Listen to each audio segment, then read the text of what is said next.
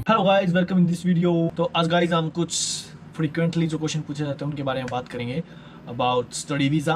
तो चलिए गाइस बात करते हैं। स्टार्टिंग में जो मेन फ्रीक्वेंटली जो क्वेश्चन पूछा जाता है कि ये जो स्टडी वीज़ा होता है इसमें कोई एज का लिमिटेशन है या नहीं है। तो गाइस देखो, एज की बात अगर हम जैसे कोरियन लैंग्वेज की बात करें तो कोरियन लैंग्वेज में अगर आप 30 अबव हो तो इनको थोड़ा डाउट होता है कि यार ये 30 साल का हो गया, ये मतलब क्यों कोरियन पढ़ना चाहता है। तो अगर आपके पास सॉलिड कोई रीज़न है कि हाँ भाई मैं मतलब कोरियन पढ़ के मैं क्या करना चाहता हूँ, मैं क्यों कोरियन सीखना चाहता हूँ, अगर आपके पास बेस्ट कोई रीज़न है तो आपको एडमिशन मिल सकता है। अदरवाइज़ नहीं तो ज़्यादातर क्या सोचते हैं कि ये यहाँ पे आएगा और इलीगल होके काम वगैरह करके भाग जाएगा। तो इस तरह से कुछ बातें होती हैं जो आपको ध्यान में रखनी है। अगर आप ऐसे भी 21-22 साल के तो आपको कोई प्रॉब्लम नहीं है, आप कभी भी आ सकते हैं। स्टडी वीज़े पे नहीं, इस पे कोरियन लैंग्वेज वीज़े पे एक तरह से जनरल ट्रेनिंग वीज़ा होता है। तो इसमें एज लिमिट होती है, लेकिन आपके पास एक सॉलिड रीज़न होगा तो उनको अगर आप कन्फेस कर सकते हो उनके साथ तो आपको वीज़ा मिलने में कोई प्रॉब्लम नहीं होगी। और गाइज़, जो स्टडी वीज़ा होता है और जो ये जनरल ट्रेनिंग वीज़ा होता है ये अलग होता है। स्टडी वीज़ा D2 वीज़ा होता है और जनरल ट्रेनिंग के लिए जो जनरल ट्रेनिंग वीज़ा होता है ट्रेनी, वो होता है कोरियन लैंग्वेज का। ये इसमें D4 वीज़ा मिलता है। जो कब ले सकते हैं इसके बारे में बात करते हैं गाइज़। अगर आप गाइज़ 12th करके और आप डायरेक्ट कोरियन लैंग्वेज में एडमिशन लेते हैं तो आपको वीज़ा मिलने के चांस बढ़ जाते हैं, क्योंकि उन आपके पास एक सॉलिड वो होता है, एक सॉलिड रीजन होता है कि मैं कोरियन सीख के कोरियन यूनिवर्सिटी में एडमिशन लूँगा। तो इसीलिए वो क्या करते हैं, आपको वीज़ा देते हैं कि हाँ भाई ये मतलब यूनिवर्सिटी में जाएगा तो उससे पहले इसको कोरियन सीखनी ही पड़ेगी। तो इसीलिए एक बेस्ट आइडिया आपको अगर आप कोरियन लैंग्वेज में एडमिशन लेना चाहते हैं। और गाइज, अगर हम बात करें कोरियन लैंग्वेज एडमिशन की, इसका जो प्रोसेस है वो अगर आप अप्लाई करना चाहते हैं तो कहीं जाने की ज़रूरत नहीं है। इंटरनेट पे आप बस लिस्ट ऑफ यूनिवर्सिटी इन श्योल अगर भरोगे तो वहाँ पे सारी लिस्ट आ जाएगी। तो आपको क्या करना है, उस लिस्ट में से आपको पहले एक यूनिवर्सिटी सेलेक्ट करनी है। सेलेक्ट करने के बाद आप उसको अगर क्लिक करेंगे या फिर उसका नाम अगर गूगल पे डालेंगे तो उनकी एक वेबसाइट आएगी। वो या तो कोरियन में भी आ सकती है और इंग्लिश में भी आ सकती है। तो आपको क्या करना है गाइस, इंग्लिश वाले सेक्शन में जाके, हर यूनिवर्सिटी में कोरियन सिखाते हैं, तो आपको क्या करना है उस यूनिवर्सिटी के वेबसाइट पेज पे जाके वहाँ पे क्या मिलेगा, आपको एक कोरियन सेक्शन मिलेगा, कोरियन लैंग्वेज प्रोग्राम। वो आपको ढूंढकर उसमें अगर आप क्लिक करेंगे वहाँ पे आपको हर इंफॉर्मेशन मिल जाएगी। मतलब कि उनका जो सेशन है, जो सेशन होते हैं उनके, जो सेमेस्टर होते हैं, कब स्टार्ट होते हैं, कब वो एडमिशन लेते हैं, और कितनी उनकी फ़ीस है, कितनी उनकी डॉर्मेट्री फ़ीस है, वो सारी चीज़ आप उसकी वेबसाइट से आप देख सकते हैं, उस यूनिवर्सिटी की वेबसाइट से आप देख सकते हैं। और गाइज, जब आप ये जो स्टेप आप क्लियर कर लेते हैं, जब सब कुछ आप जान लेते हैं कि हाँ इसका एडमिशन कब होता है। और अगर आपको मैं एक जनरल आपकी नॉलेज के लिए बता दूं, कोरियन लैंग्वेज में एडमिशन साल में 4 बार होता है। जैसे कि अपना स्प्रिंग होता है और फिर ऑटोमन होता है और ये विंटर होता है, समर होता है। इसमें हर सेशन में इसका एडमिशन होता है, तो आप कभी भी इसको अप्लाई कर सकते हैं। जैसे कि अभी आप अप्लाई करोगे तो विंटर सेशन में आपको मौका मिलेगा आने के लिए। इसके ज़्यादातर हर यूनिवर्सिटी में शायद 100 घंटे होते हैं, पता नहीं, हाँ 100 घंटे के आसपास होते हैं एक सेमेस्टर में। और जो उसकी फ़ीस होती है गाइज वो होती है लगभग सभी की सेम है। जैसे जब मैं यहाँ पे आया था उस टाइम पे कोरियन लैंग्वेज की जो फीस थी वो थी 50 लाख कोरियन वॉन एक साल की, जिसमें कि 4 सेमेस्टर होते थे स्प्रिंग में, और जैसे समर और इस तरह से गर्मी सर्दी और इस तरह से 4 सेमेस्टर होते थे। तो ये 4 सेमेस्टर की फ़ीस होती थी गाइज इंडिया के 3 लाख रुपए की फ़ीस होती थी। लेकिन अब ये फ़ीस बढ़ गई है और अब हमारी यूनिवर्सिटी की शायद 3,60,000 या 70,000 के आसपास है। और उससे अलग और यूनिवर्सिटी कुछ कम भी हो सकती है, 2.5 लाख भी हो सकती है, 3 लाख भी हो सकती है। वो आपको उस यूनिवर्सिटी के वेबसाइट पेज पे जाके आप वो देख सकते हैं कि कितनी फ़ीस है। तो गाइज, फ़ीस का आप वहाँ से देख सकते हैं। अब रहेगी डॉर्मेट्री की बात। डॉर्मेट्री को आपको क्या करना है, डॉर्मेट्री की फ़ीस भी उन्हीं की वेबसाइट पे मिलेगी। अगर नहीं है तो उनको एक बार ईमेल करके आप वहाँ से जान सकते हैं कि डॉर्मेट्री की फ़ीस कितनी होती है। डॉर्मेट्री की फ़ीस अगर मैं आपको जनरली बता देता हूँ, जहाँ तक अगर आप डॉर्मेट्री में 2 स्टूडेंट्स से एक साथ में रह रहे हैं तो उसकी 3 महीने की फ़ीस होती है 50,000 के आसपास। तो उसमें आप 3 महीने तक रह सकते हैं डॉर्मेट्री में। जब तक आपका एक सेमेस्टर नहीं खत्म होता तब तक आप उसमें रह सकते हैं। तो जो वीजे की जो बात है गाइज, इसको अप्लाई करने के लिए आपको पहले उनकी वेबसाइट पे जाके जो उनका ईमेल है उनको ईमेल वगैरह करके वहाँ से आपको वो जो प्रोसीजर बताएंगे उसको स्टेप बाय स्टेप करके उनको फीस भर के, फीस भरने के बाद वो आपके कुछ डॉक्यूमेंट्स देंगे। उन डॉक्यूमेंट्स को लेने के बाद आपको आपको ध्यान देना है गाइज, वो आपको डॉर्मेट्री, आप एडमिशन लेते वक्त अगर आप डॉर्मेट्री लेते हैं तो डायरेक्ट आपको डॉर्मेट्री में एडमिशन मिल जाता है। अदरवाइज आपको यहाँ पे अलग से आके आपको रूम वगैरह ढूंढना पड़ेगा, वो थोड़ा मुश्किल हो सकता है। तो मैं आपको प्रेफर करूँगा, अगर आपका कोई जानकार नहीं है कोरिया में, तो स्टार्टिंग में उसी यूनिवर्सिटी में आप डॉर्मेट्री भी अप्लाई कर सकते हैं जब आप एडमिशन लो, तो वो आपके लिए बेटर रहेगा। तो उसके लिए आपको क्या करना है, डायरेक्ट आपको जब वो सब कुछ सारे डॉक्यूमेंट्स दे देंगे यूनिवर्सिटी से, तो आपको वीएफएस जाना है ऑफिस में, वीएफएस ऑफिस में जाना और वहाँ से अप्लाई करने के बाद जब आपको वीज़ा मिल जाता है गाइज, तो वीज़ा मिलने के बाद आपको डायरेक्ट कुछ नहीं, अपना टिकट बनवाओ और टिकट बनवाने के बाद डायरेक्ट आप कोरिया इंचन एयरपोर्ट पे होंगे। और इंचन एयरपोर्ट के बाद आपको गाइज कुछ नहीं करना, डायरेक्ट वहाँ से बस होती है, हर सिटी में बस जाती है इंचन एयरपोर्ट से, और वहाँ से और तो और उनकी जो सबवे है वो भी टोटली पूरे सियोल में और ग्योंगीदो में, मतलब हर जगह जाती है टोटली। तो ज़्यादातर सियोल में अगर आप एडमिशन लेते हैं तो वहाँ से आप सबवे भी ले सकते हैं और बस भी ले सकते हैं गाइस। और हाँ, एक बात और है गाइस, अगर आपने डॉर्मेट्री अप्लाई किया है और मान लो स्कूल वालों से अगर आप एक बार रिक्वेस्ट करोगे कि मैं इस तारीख को आने वाला हूँ, तो कुछ स्कूल्स होते हैं, कुछ यूनिवर्सिटी होती है जो आपको पिकअप की सर्विस देती है एयरपोर्ट से। जब आप एयरपोर्ट पहुंच जाते हैं तो वो यूनिवर्सिटी आपको पिकअप करती है वहीं से एयरपोर्ट से। तो आपको अगर आपको सुविधा मिलती है तो बड़ा बेस्ट है, क्योंकि आपको कहीं घूमने की जरूरत नहीं है। एयरपोर्ट पे उतरे, डायरेक्ट यूनिवर्सिटी कॉल किया, यूनिवर्सिटी वाले वहाँ पे आपको मिलेंगे आपको पिकअप करने के लिए। तो गाइज ये प्रोसीजर था इंडिया से कोरिया तक आने का, D4 वीजे में, कोरियन लैंग्वेज वीजे में। अब बात आएगी गाइस, खाने का कैसा करोगे आप।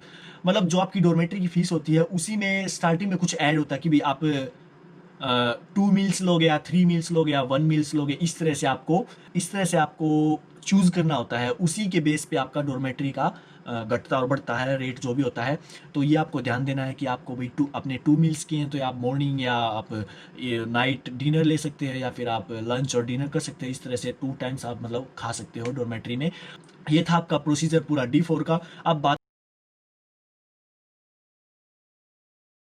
करते हैं गाइज, अगर कोई स्टूडेंट्स D2 में चेंज होना चाहता है, अपने वीजे को D4 से D2 में चेंज होना चाहता है। जो D2 की बात मैं कर रहा हूँ वो है गाइज यहाँ की यूनिवर्सिटी स्टूडेंट अगर आप होना चाहते हो, यहाँ पे बैचलर डिग्री करना चाहते हो, 4 साल की जो डिग्री होती है वो अगर आप करना चाहते हैं, जैसे हम बोलते हैं इंडिया में बीटेक वगैरह, BSc वगैरह, अगर आप वो करना चाहते हैं 12th के बाद जैसे हम करते हैं, तो जो उसकी फर्स्ट रिक्वायरमेंट है वो है गाइस कोरियन लैंग्वेज। अगर आपको किसी भी कोरियन यूनिवर्सिटी में जाना है तो आपको कोरियन लैंग्वेज मस्ट है, अगर आप इंग्लिश ट्रैक पे नहीं जा रहे। अब मैं इंग्लिश ट्रैक की बात कर रहा हूँ, इंग्लिश ट्रैक बहुत कम यूनिवर्सिटी हैं जो इंग्लिश ट्रैक पे आपको 4 साल का कोर्स कराती हैं। वो बेस्ट यूनिवर्सिटी हैं, जैसे सोल नेशनल यूनिवर्सिटी हुई और कुछ यूनिवर्सिटी और हैं, वो आप इंटरनेट पे सर्च कर सकते हैं। लेकिन उनमें एडमिशन मिलना भी बहुत मुश्किल है और इतना ज़्यादा कोई क्रेज़ नहीं है यहाँ पे इंग्लिश पढ़ाने का। तो ज़्यादातर कोरियंस जितने भी कोरियंस है सब कोरियन में ही पढ़ते हैं। तो गाइज हमारे लिए भी एक तरह से जनरली मतलब एक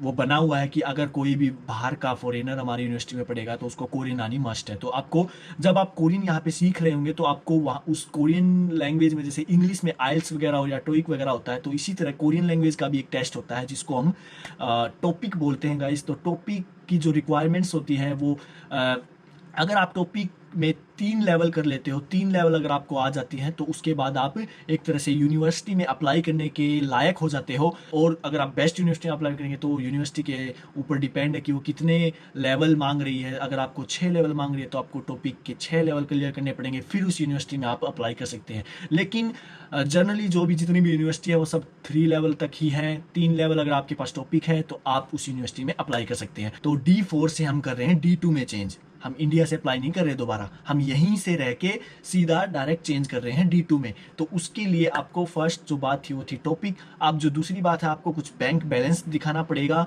जो कि यूनिवर्सिटीज़ पे डिपेंड है कि आपको यहाँ का $9,000 मतलब कि कुल मिला के 1 करोड़ वॉन दिखाना होता है 1 साल के लिए। अगर आपको 2 साल का वीज़ा चाहिए तो 2 करोड़ 40 लाख वॉन दिखाना होता है। तो ये बैंक स्टेटमेंट होती है। और जो डॉक्यूमेंट्स होते हैं गाइज वो आपको यूनिवर्सिटी से ही आप कर सकते हैं, उनकी कोई ज़रूरत नहीं है। बस जो मेन चीज़ है वो आपका बैंक बैलेंस और आपका टॉपिक, ये 2 चीज़ होनी चाहिए गाइस। अगर मैं एक बात बता दूँ तो इसमें क्या होता है गाइस, अगर आपके पास टॉपिक जितना ज़्यादा होगा उसी बेस पे आपको यूनिवर्सिटी में एंटर करते वक्त आपको अलग से स्कॉलरशिप मिलती है। टॉपिक स्कॉलरशिप बोलते हैं इसको। अगर आपका टॉपिक में लेवल अच्छा है, 6 लेवल है, तो हो सकता है कि आपको जो आपका फर्स्ट ईयर होगा उसमें वो आपको पूरा फ्री मिले।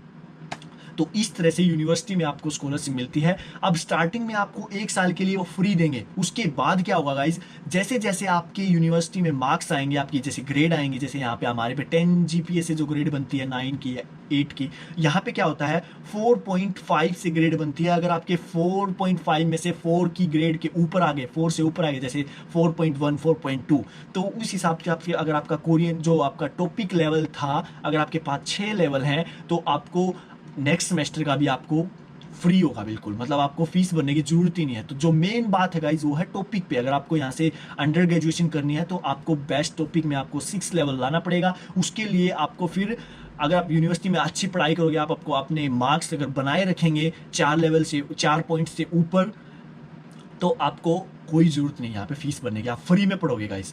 तो ये था गाइस टॉपिक और जो यूनिवर्सिटी की जो बात थी। अगर आपका टॉपिक अच्छा होगा लेवल, तो उसी बेस पे आपको स्कॉलरशिप मिलेगी। और भी अलग से ज़्यादा स्कॉलरशिप होती है यूनिवर्सिटी में, जो आप टॉपिक के अलावा अलग से आप ले सकते हैं। वो यूनिवर्सिटी पे डिपेंड होती है कौन कौन सी उन्होंने स्कॉलरशिप बना रखी है, तो इससे अलग भी आप स्कॉलरशिप ले सकते हैं। और गाइज मैं आपको बता देता हूँ कि अगर आपका टॉपिक अच्छा, आपको कोरियन अच्छी आती है, तो आप 100% आपको घर वालों से कोई पैसा लेने की जरूरत नहीं है।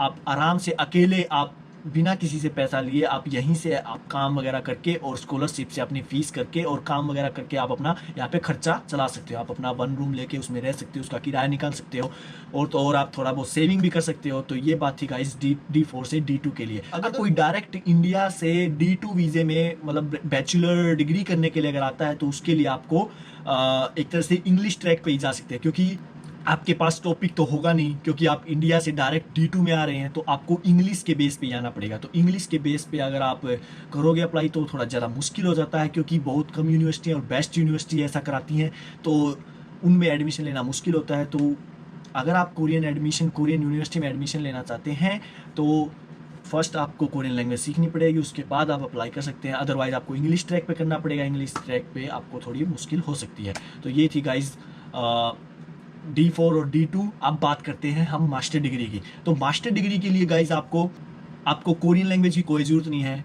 पहली बात तो ये, आपको कोरियन लैंग्वेज की कोई ज़रूरत नहीं है मास्टर डिग्री के लिए। मास्टर डिग्री के लिए आपको क्या करना होता है, वो भी आपको यूनिवर्सिटी की वेबसाइट पे जाके, वहाँ पे ग्रेजुएशन के साथ पोस्ट ग्रेजुएशन का एक लिंक होता है, उस पर जाके आप वहाँ से उनके प्रोग्राम देख सकते हैं। और अब आपको क्या करना है, वहाँ पे जो मेन चीज़ है, जिस फील्ड में आपको जाना है उस फील्ड में आपको प्रोफेसर्स मिलेंगे, तो उन प्रोफेसर्स के साथ आपको कांटेक्ट करना होता है, क्योंकि वो प्रोफेसर्स ही आपको सिलेक्ट करेंगे और आपको सारी चीज़ें प्रोवाइड करेंगे। आपकी फ़ीस वगैरह वही देंगे अगर आप सिलेक्ट हो जाते हैं। तो जैसे कि आपकी फ़ीस यहाँ के 40 लाख वोन है, तो स्टार्टिंग में जब आपको वो प्रोफेसर बुलाएगा, तो वो आपको बताएगा कि मैं आपको आपकी फ़ीस ये करूँगा, आपको इतनी फ़ीस दूंगा, आपको महीने का इतना दूंगा। तो इस तरह से कुछ प्रोसीजर होता है गाइस। तो आप अच्छी तरह से आप प्रोफेसर के साथ बात कर मास्टर डिग्री में भी एडमिशन ले सकते हैं। उसके लिए आपको इंग्लिश का ज़रूरत पड़ेगी, जैसे कि आइल्स वगैरह, टोइक वगैरह या फिर टोफल वगैरह, ये आपके पास होना चाहिए उसके लिए, मास्टर डिग्री के लिए। अगर हम बात करते हैं गाइस रिसर्चर के लिए, रिसर्चर का भी सेम प्रोसीजर है।